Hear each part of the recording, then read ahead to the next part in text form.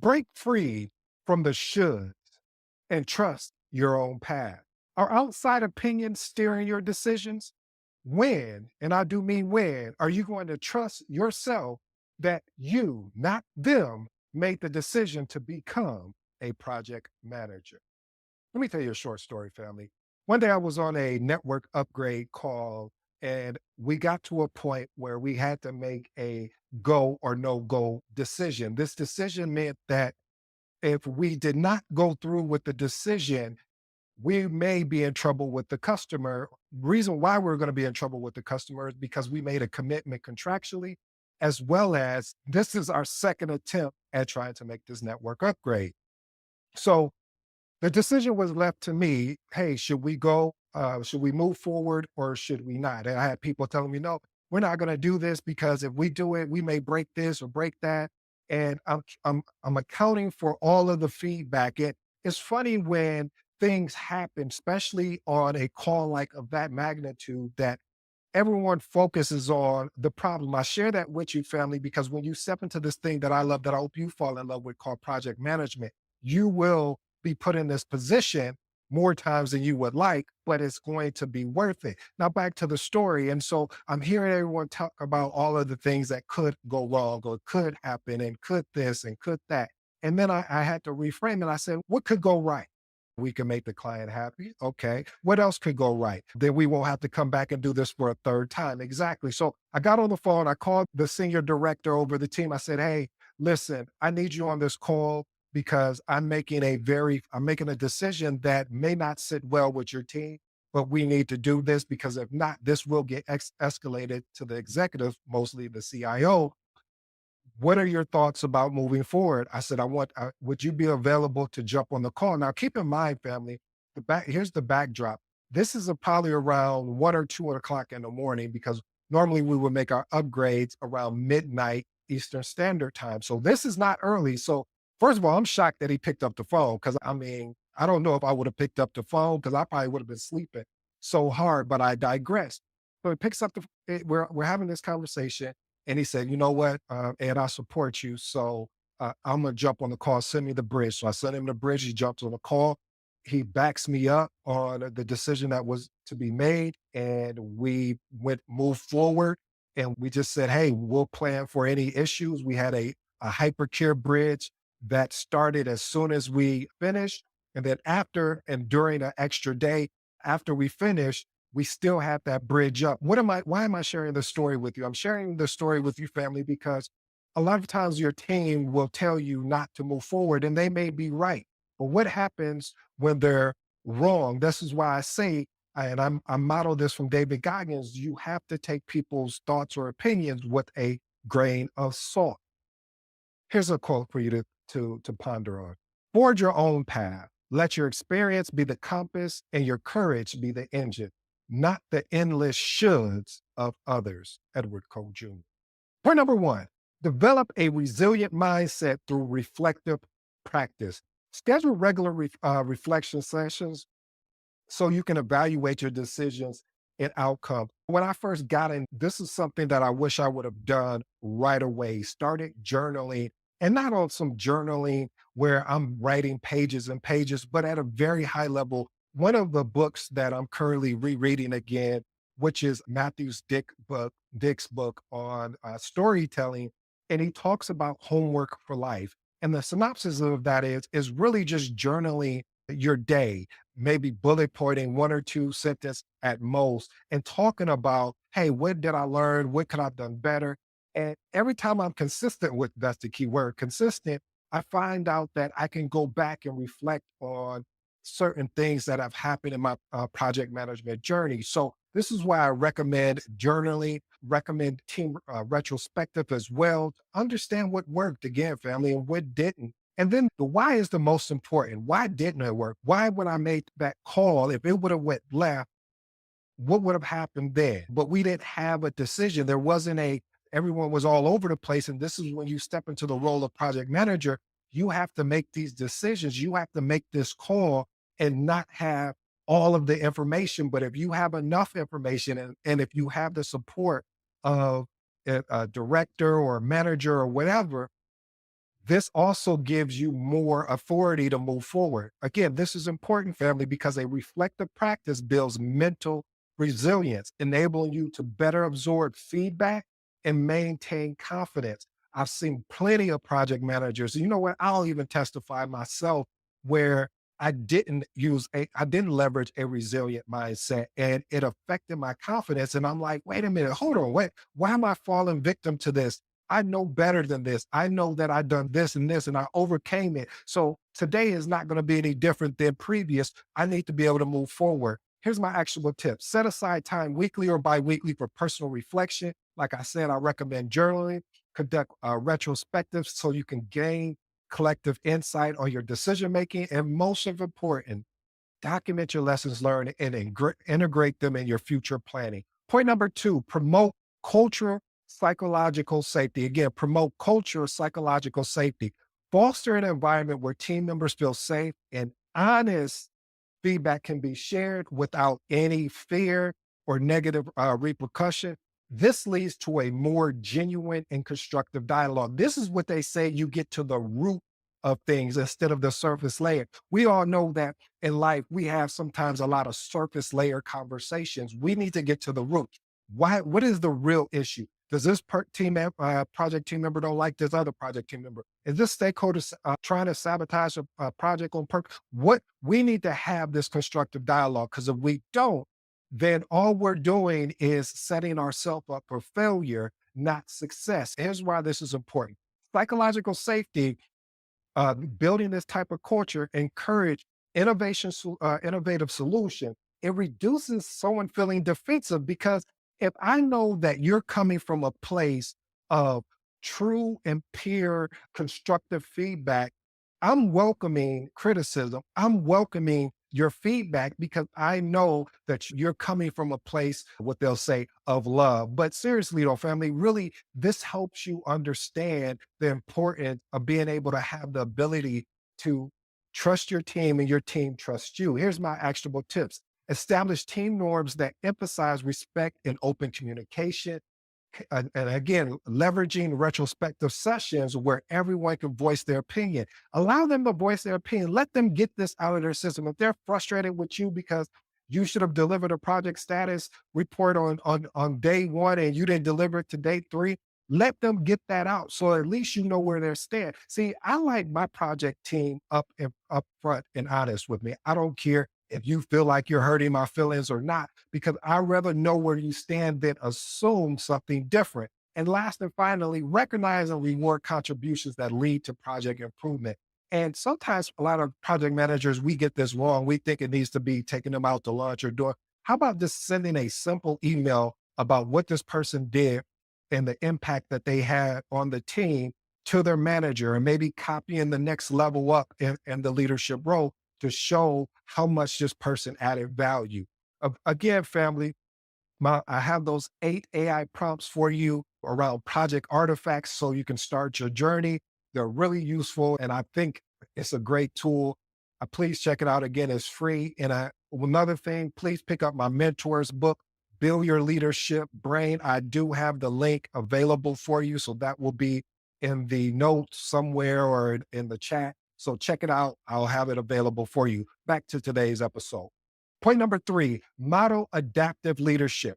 Demonstrate flexibility by iterating on your strategies as new information comes available. Have you ever met somebody that they're so stubborn that they won't be flexible to make a change, even though they see what they're up against? Okay, maybe that's me. Maybe I'm the one that experienced. See, when you show that while you stand by your core values, you also show that you're open to change when evidence, that's the key word, supports it. Hey, if you show me evidence that supports, hey, instead of going left, we need to go right, then fine. Going back to the story I shared, they couldn't provide me any evidence except everything that was going to go wrong, which was valuable. But what were all the things that could go right about it if we focus on that? I'm not saying making an informed decision or make a decision and by not trusting your team or some things that could mess up, bring down the whole entire network.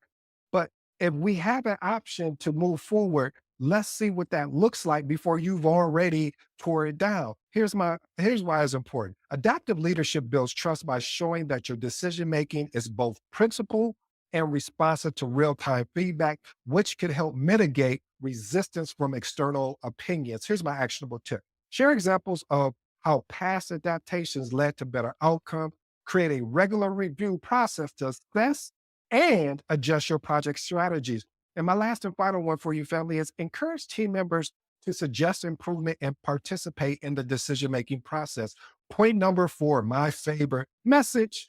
Anytime I say message, this is one of those points that you want to align with. This is one of those points that you want to see how this can fit into your journey into either becoming a project manager or if you're already a project manager. Point number four, master the art of tactical communication. What does that mean, Ed? It's basically developing a clear communication strategy that frames your decision-making process as part of your narrative.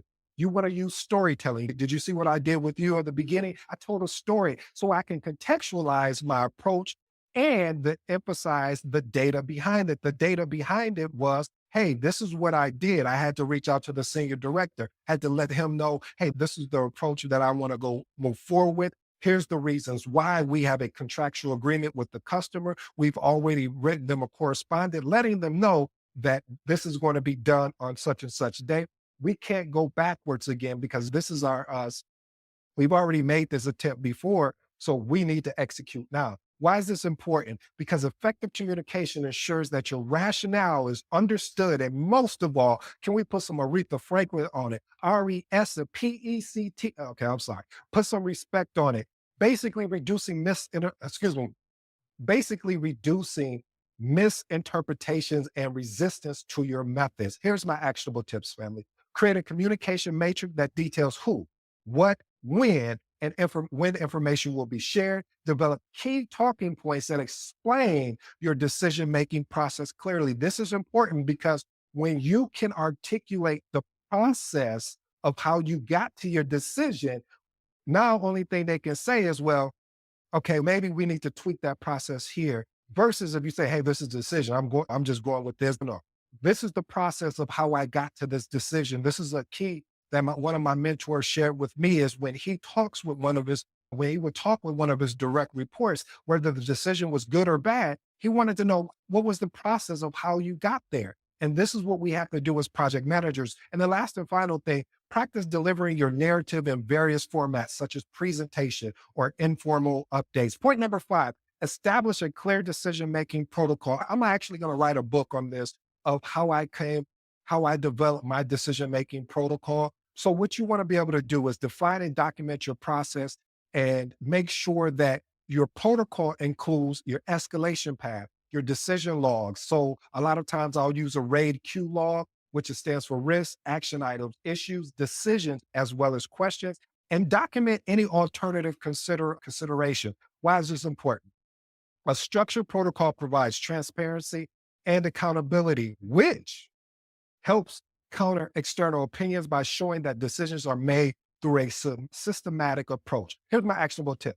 Develop a decision log template. I recommended the RAID Q log so you can capture rational information for why these key decisions were made.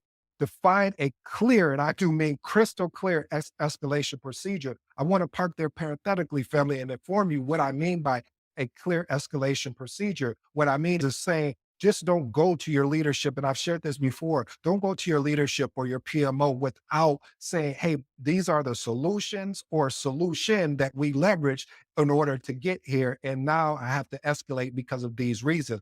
Review and refine your decision-making process after each project phase. You're always going to be refining your decision-making protocol because again, you have to remember when you lead a project, it's unique. And with it being unique, there's going to be things you're going to find out about this new project. You're going to have different team members. You're going to have different stakeholders. So understand how you can refine your decision-making process as you continue to grow as a project manager. Point number six, invest in deep stakeholder engagement. This is my favorite. This is why I wrote the book.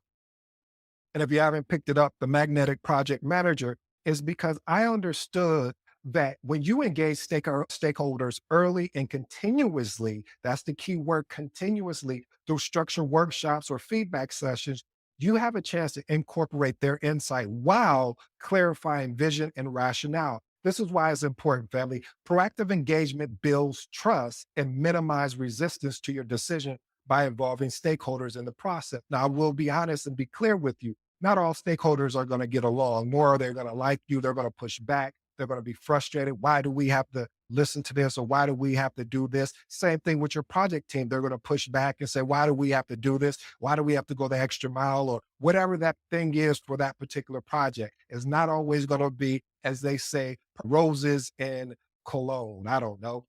But seriously, family, the point I'm trying to make is that you will have resistance, but how do we minimize the resistance? How do we control the controllables? Here's my actionable tip. Schedule one-on-one touch point and feedback sessions with key stakeholders. One of the key things that I enjoy doing is having impromptu one-on-one touch points. That's if I see somebody available, I may ping them, say, hey, you got a quick moment, and just really connect with them. Hey, how's the family? How was your weekend? How's John doing? I heard this, I remember you telling me you were taking your son to college. Just how was that road? Did y'all fly? Did you drive? Or how did you feel? So I'm really building a rapport with them. And the last and final actionable tip is document stakeholder input and explain how it integrated into your strategy. Point number 7. This is one of the things, family, I don't have regrets, because if I have regrets, and to model what Michael Jordan said, it may have changed everything else in my life. But this is one of the things I wish I would have started earlier. I'll just say that. And that is craft a customized playbook. So a customized playbook will allow me to really understand the lessons learned. What approaches did I use? What some of the, when I had conflicts, how did I address it, and what was the outcome? What were some of the tools that I used when we didn't have any tools? How did I ensure that I kept my project schedule up to date, my risk register, etc.? Basically, all of the project artifacts. And this is a really good playbook that I wish I would have had put together, but I'm going to put together now for you. Why is this important? A tailored playbook demonstrates that your methods are well thought out and based on real world experience. There are a lot of books out there around project management. And then when you go and do your homework, you find out that some of these people never even led a project, or a multi-million dollar project at that. I don't even care what the dollar amount is. It's just more or less that they haven't had the experience. I love how, I think it was Russell Brunson who I heard coin it, and he got it from somewhere else, where they didn't have any scars on them, meaning being able to say that, or cycle times, meaning that they never been through anything. They're basing it off of theory and not actually real world experience. This is why, again, I always share with you, it's awesome to go after these certifications. I'm a big proponent of these certifications. I'm a trainer of a lot of these certifications. However, it's about getting that real world experience. When you get that real world experience, you're allowed to now see, how do I pivot? How am I adaptable? What should I be using here? What shouldn't I be using there? You get a chance to really go through the learning processes. If you're looking at somebody, if you want to learn how to ride a bike, you're not going to sit there and watch somebody just for hours, watching them ride the bike up and down. Eventually, you're going to have to get on the bike to see, okay, what do I need to learn how to do? Where my weaknesses at? And then after continuous practicing, which is real world experience, you get better. Here's my actionable tip. Create a detailed document that outlines your project management processes from initiate to closure. Update this playbook regularly with insights and feedback from each project phase. And finally, you might want to think about distributing this playbook to your team and relevant stakeholders for transparency. My last and final one, we got an amazing one, message. So this particular one is continuing, or I should say continuous, revisiting your core values and, defining your why. Family, out of everything we've shared today, this is one of those points where you want to take time to articulate your core values. You want to take time to understand your project management style, which will continue to revolve. You will start off going into, when you're starting leading your first project, you may be shy, you may be introverted, you may be someone that doesn't want to push back. but it's going to take time to develop in that real world mindset to understand, wait a minute, I'm here to lead the project. You're here to execute on the things that you signed up for. Whether you want to be part of the project or not, you're part of it. So how do we work together? So this is the reason why your why serves as your North Star when external advice conflicts with your instinct. A lot of people are going to tell you how you should be leading the project. And they may be right some of the time. But most of the time, when they're wrong, how are you going to respond? How are you going to start being able to trust yourself? Let me tell you why this is important. Know your why reinforces your confidence.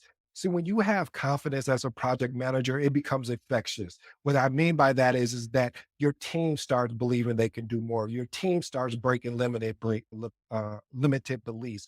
And your grounds of decision and personal conviction rather than external expectation. That translates to me saying more or less, family, is that you've made a decision and not a choice. When you become a project manager, you have to make decisions. You can't be loosey goosey with your choices because your choices may turn you right and left. When you make a decision, you say there is no plan B. If there is a plan B, then we'll look at it when we get to that. But right now, we're going with plan A. We're all in on plan A. Here's my actionable tip. Reflect on your past successes to identify the values that drove those results. Share your why with your team to establish a common understanding of approach. I have three transformational remarks, and then I'll let you go on your way.